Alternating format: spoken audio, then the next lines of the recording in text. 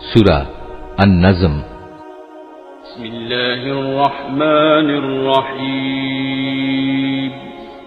রহমান রহিম আল্লাহ তাআলার নামে। নক্ষত্রের শপথ, যখন তা ডুবে যায়।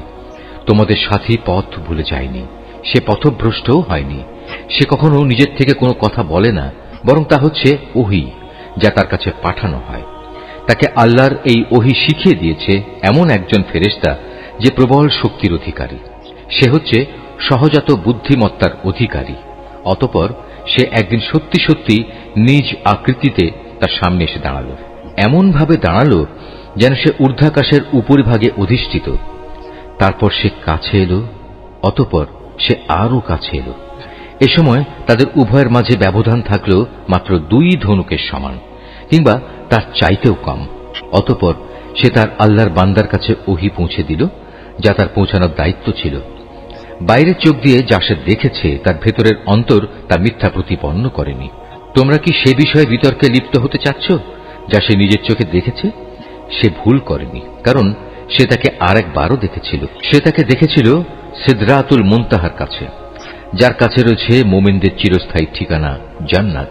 সে সিদরাটি তখন এমন এক জ্যোতি দিয়ে আচ্ছন্ন ছিল, যা দ্বারা তার আচ্ছন্ন হওয়া শোভনীয় ছিল। তাই এখানে তার কোনো দৃষ্টি বিভ্রম হয়নি, এবং তার দৃষ্টি কোন রকম সীমা লঙ্ঘনও করেনি। অবশ্যই সে আল্লাহ তাআলার বড় বড় নিদর্শনসমূহ দেখেছে। তোমরা ভেবে দেখেছ কি লাত ও উজ্জা সম্পর্কে, এবং তৃতীয় আরেকটি দেবী মানাত সম্পর্কে? তোমরা কি মনে করে নিয়েছ পুত্র সন্তান সব তোমাদের জন্য, আর কন্যা সন্তান সব আল্লাহর জন্য? তাহলে তো এ বন্টন হবে নিতান্তই একটা অসঙ্গত বন্টন। মূলত এগুলো কতিপয় দেবদেবীর নাম ছাড়া আর কিছুই নয়, যা তোমরা নিজেরা এবং তোমাদের বাপ দাদারা ঠিক করে নিয়েছ। আল্লাহ তাআলা এ নামের সমর্থনে কোন রকম দলিল প্রমাণ নাজিল করেননি। এরা নিজেদের মন গড়া আন্দাজ অনুমানেরই অনুসরণ করে, এবং অধিকাংশ ক্ষেত্রেই এরা নিজেদের প্রবৃত্তির ইচ্ছা আকাঙ্ক্ষার উপর চলে। অথচ তাদের কাছে ইতিমধ্যেই তাদের মালিকের পক্ষ থেকে সুস্পষ্ট হেদায়েত এসে গেছে।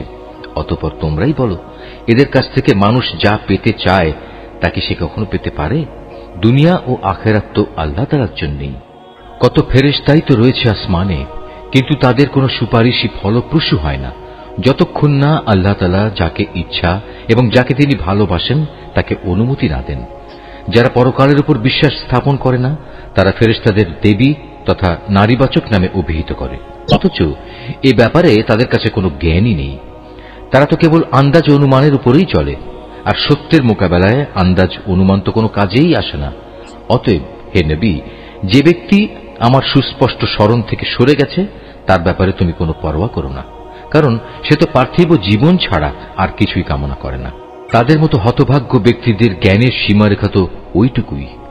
একথা একমাত্র তোমার মালিকই ভালো করে জানেন কে তার পথ থেকে বিচ্যুত হয়ে গেছে, এবং তিনিই ভালো করে বলতে পারেন কে সঠিক পথের সন্ধান পেয়েছে। আসমান সমূহ ও জমিনের সব কিছু আল্লাহ তাআলার জন্য। এতে করে যারা খারাপ কাজ করে বেড়ায় তিনি তাদের খারাপ প্রতিফল দান করবেন, এবং যারা ভালো কাজ করে তাদের তিনি এজন্য মহা পুরস্কার প্রদান করবেন। এটা তাদের জন্য যারা বড় বড় গুনাহ থেকে এবং বিশেষত অশ্লীলতা থেকে বেঁচে থাকে। ছোটখাটো গুনাহ সংঘটিত হলেও তারা আল্লাহর ক্ষমা থেকে বঞ্চিত হবে না, কারণ তোমার মালিকের ক্ষমার পরিধি অনেক বিস্তৃত। তিনি তোমাদের তখন থেকে ভালো করে জানেন যখন তিনি তোমাদের এ জমিন থেকে পয়দা করেছেন। তখনও তিনি তোমাদের জানতেন যখন তোমরা ছিলে তোমাদের মায়ের পেটে ক্ষুদ্র একটি ভ্রূণের আকারে। অতএব কখনো নিজেদের পবিত্র দাবি করো না। আল্লাহ তাআলা ভালো জানেন কোন ব্যক্তি তাকে বেশি ভয় করে।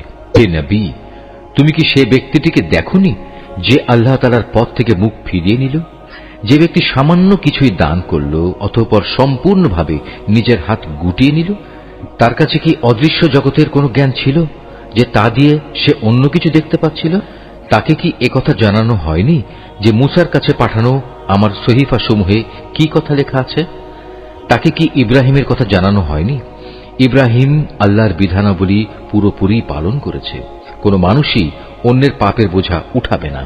মানুষ ঠিক ততটুকুই পাবে যতটুকু সে চেষ্টা করবে, আর তার কাজকর্ম পরীক্ষা নিরীক্ষা করা হবে এবং অচিরেই তা দেখা হবে।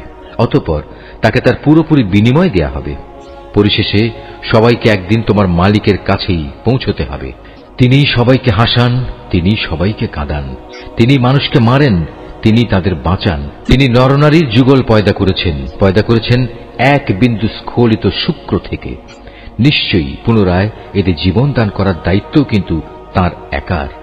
তিনি তাকে ধনশালী করেন এবং তিনি পুঁজি দান করে তা স্থায়ী রাখেন। তিনি সেরা নামক নক্ষত্রেরও মালিক। তিনি প্রাচীন আদ সম্প্রদায়কে ধ্বংস করে দিয়েছেন। তিনি আরো ধ্বংস করেছেন সামুদ জাতিকে এমনভাবে তাদের একজনকেও অবশিষ্ট রাখেননি। এর আগে তিনি ধ্বংস করেছেন নূহের জাতিকে, কেননা তারা ছিল ভীষণ জালেম ও চরম বিদ্রোহী। তিনি একটি জনপদকে উপরে উঠিয়ে উল্টো করে ফেলে দিয়েছেন। অতঃপর সে জনপদের উপর তিনি ছেয়ে দিলেন এমন এক ভয়ঙ্কর আযাব যা তাকে পুরোপুরিভাবে ছেয়ে দিল। তারপরেও হে নির্বোধ মানুষ, তুমি তোমার মালিকের কোন কোন নিদর্শনে সন্দেহ প্রকাশ করো?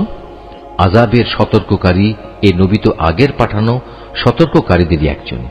তড়িৎ আগমনকারী কিয়ামতের ক্ষণটি আজ আসন্ন হয়ে গেছে। আল্লাহ তাআলা ছাড়া কেউই সে ক্ষণটির দিনকাল সম্পর্কিত তথ্য উদ্ঘাটন করতে পারবে না। এগুলোই কি তাহলে সেসব বিষয় যার ব্যাপারে তোমরা আজ রীতিমতো বিস্ময় বোধ করছো? এসব বিষয় নিয়ে তোমরা আজ হাসাহাসি করছো, অথচ পরিণামের কথা ভেবে তোমরা মোটেই কাঁদছ না। মনে হচ্ছে তোমরা মূল ব্যাপারেই উদাসীন হয়ে রয়েছ। অতএব তোমরা আল্লাহ তাআলার সামনে সিজদাবনত হও এবং কাউকে শরীক করা ব্যতীত তাঁরই ইবাদত করো।